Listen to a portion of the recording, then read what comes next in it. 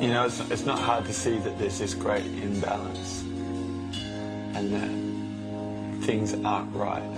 You know, I know that, but for me, I suppose it really hits home if I stop and think about at this moment, because it's happening right now.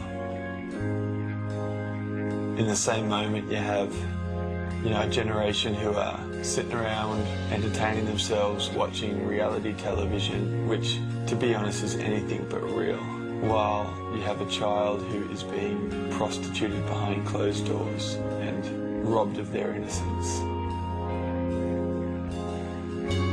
It's not fair that we can go about consuming every single material option that comes our way while, you know, the widow and orphan are stripped of life's basic dignities because they're victims of a conflict that simply isn't theirs. It's not fair that there's a generation who are choking on their obesity while at the same time there's 30,000 children who will die today for lack of food. It's not fair that we have no problem going about spending $3 or $4 on what is basically glorified tap water in a bottle with a fancy label, while you have entire communities who suffer at the hands of disease because the only water that they have access to is foul and polluted.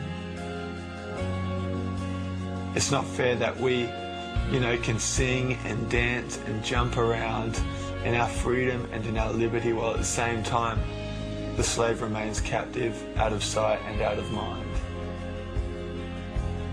It's not fair that we can sit and watch the evening news from the comfort of our living rooms and pity those who lived where the storm hit or where the ground shook or where the water rose, and simply feel sorry for them and then change the channel and get on with supper. Is it fair to walk past the homeless man and give him nothing in the assumption that he'll spend it on booze or cigarettes, or to suggest that he should go out and get a job? I mean, who are we to judge the alcoholic or the prostitute or the addict or the criminal as if we are any better?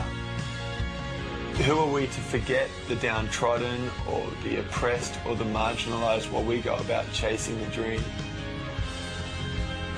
We see this imbalance and we go, man, that's not right, that's not fair. But all too often that's all we do. Because for us to do any more is actually going to cost us something. And if that's where it ends, perhaps then it's fair to say that when we ignore the prostituted child, that we actually lend our hand to their abuse. That when we ignore the widow and the orphan in their distress, that we actually add to their pain. When we ignore the slave who remains captive, that it's us who's entrapping them. That when we forget the refugee, that it's us who is displacing them. That when we choose not to help the poor and the needy, that we actually rob them.